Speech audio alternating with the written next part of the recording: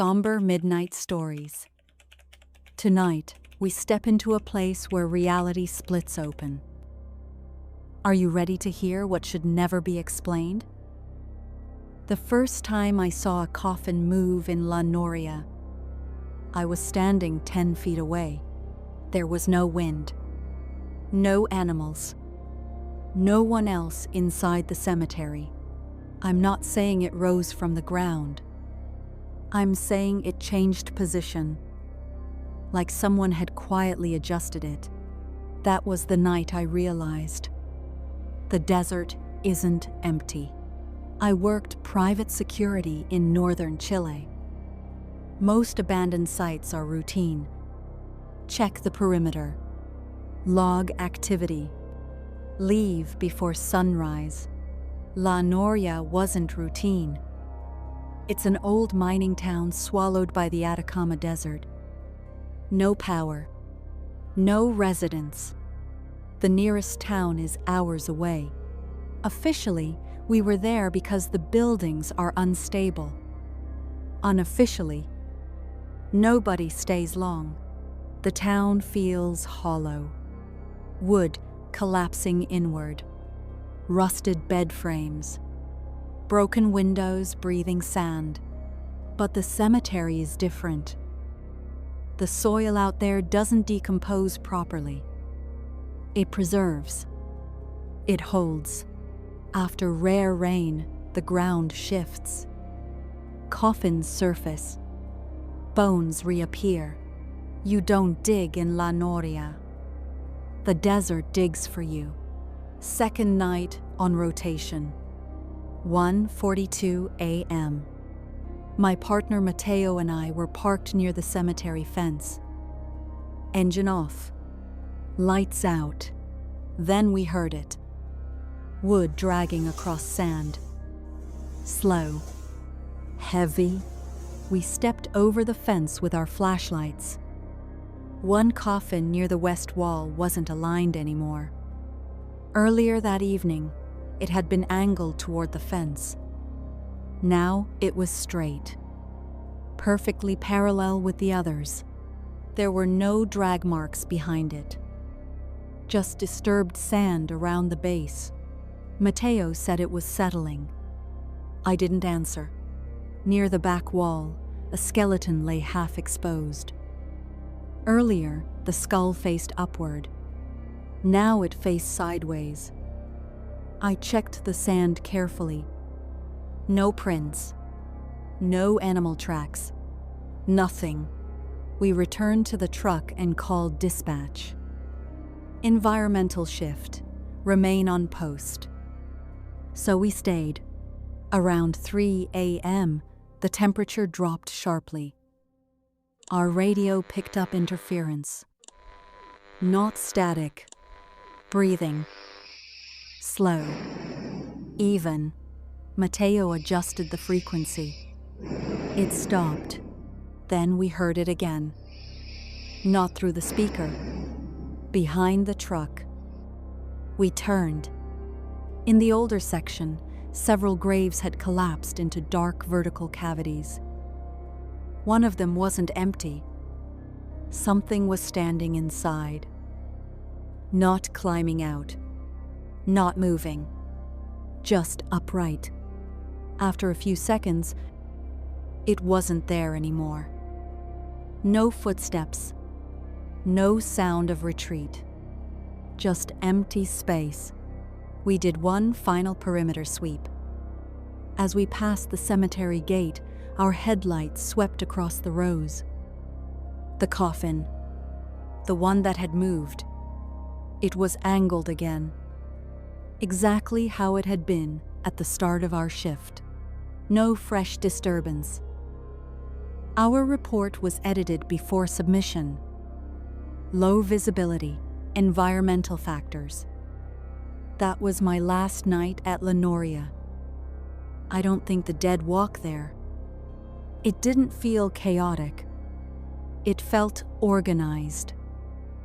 Nothing followed us out, which means whatever stands in those graves has no interest in leaving.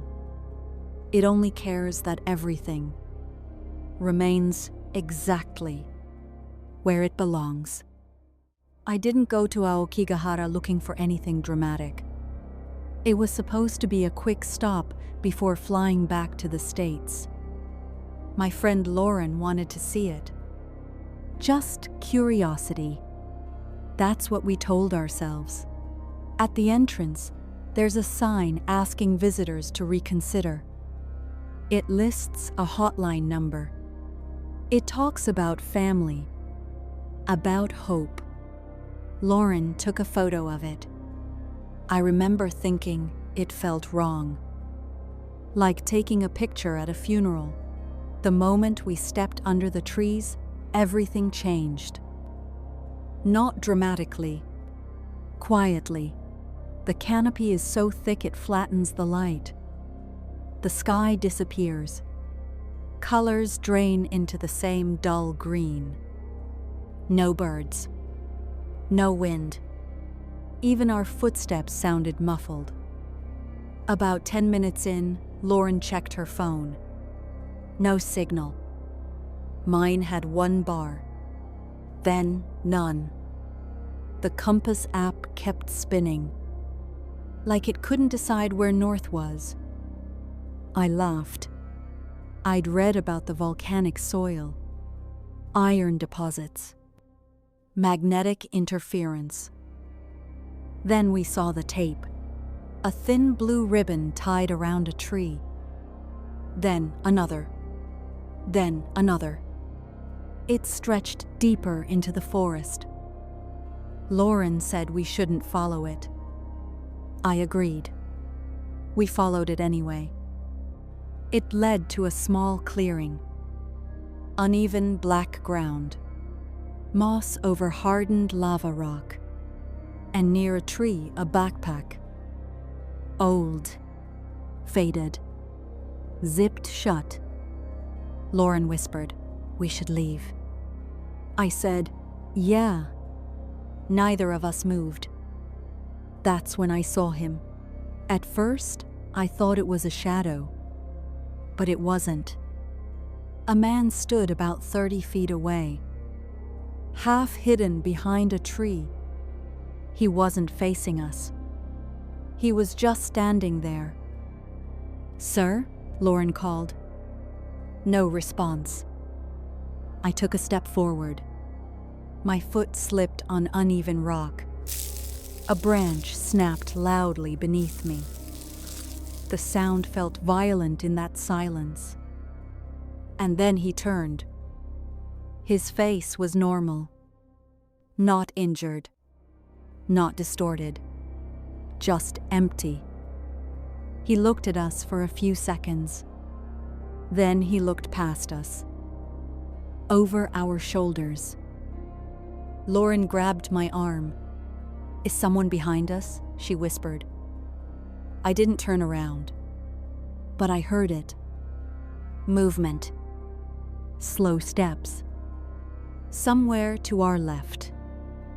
Lauren turned her head. Her face went completely pale. "There's another one." I forced myself to look. Between 2 trees stood a second figure. Closer than it should have been. I hadn't heard it approach. Neither of them moved. They didn't need to. The space felt crowded. Heavy. The blue ribbon shifted slightly. There was no wind. We backed away first. Slowly. Then we ran.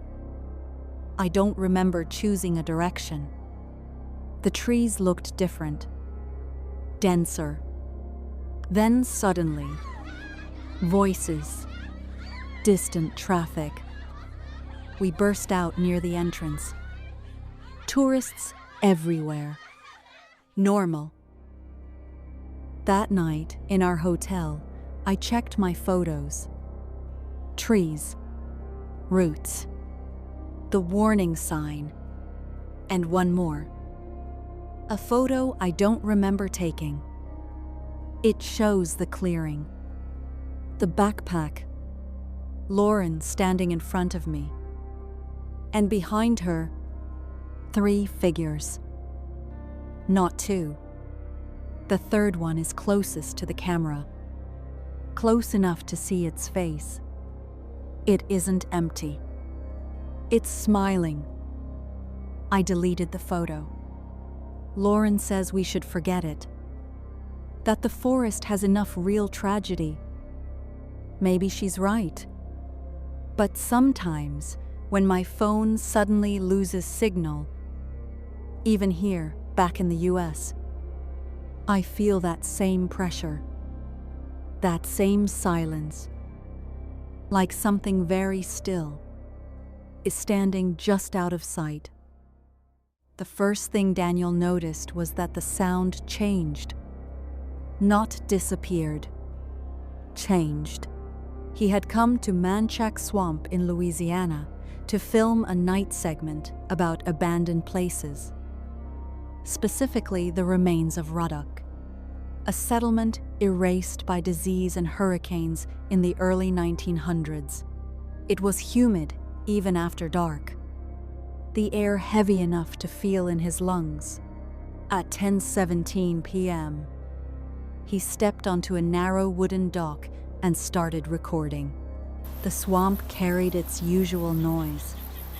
Frogs, insects, distant water shifting between trees. Then the rhythm broke. The frogs stopped first. The insects continued, but scattered, uneven. Daniel lowered the camera slightly and adjusted his headphones. That's when he heard it clearly. Water displacement. Slow, deliberate, consistent. Not random splashing, not wind. It sounded like steps. He turned toward the tree line and traced his light across the cypress trunks. The surface of the water tightened into small circular disturbances, each forming closer than the last. Advancing, he stepped backward onto the dock. The wood flexed beneath him. He kept filming. About 20 feet out, between 2 trees, something altered the reflection on the water. The outline wasn't defined, but it interrupted the symmetry of the surface. He adjusted focus. For a brief second, the beam caught the upper portion of a figure rising from the waterline. Upright, still, the light weakened. Behind him, the dock responded to weight that wasn't his. A board compressed near the far end, then another. Slow progression toward him. Daniel stopped moving. Droplets hit the wood behind him, water falling from height, not splashing upward. The pressure advanced halfway down the dock and stopped. He didn't turn around. The insects returned all at once, filling the swamp with sound again. The weight lifted. The boards eased upward. He waited, then slowly pivoted. The dock was empty, but the planks between him and the shore were darkened in elongated impressions. Narrow, barefoot shapes. They ended 3 feet from where he stood. No retreating marks, just arrival. He left immediately. Back at his hotel, he reviewed the footage. The visual matched his memory, until the moment the light weakened. But the audio track carried something else. During the sequence when the dock compressed, there was a secondary layer beneath the environmental noise. Low, sustained, shaped like breath-forming language. When isolated, the phrase became clear. You're standing where it ended. Daniel had not mentioned that Ruddock's remains lie beneath the water in that area. 3 nights after returning home, he woke at 3:12 a.m. His bed frame shifted slightly, pressure redistributing from one corner to another. He lives on the second floor. There are no water pipes under his bedroom. The movement lasted long enough for him to check the hallway, the kitchen, the bathroom. Everything was dry. When he returned to the bedroom, the carpet near the foot of his bed was damp. Two narrow shapes facing him. Even the darkest stories leave something behind. Stay with me. There are more stories.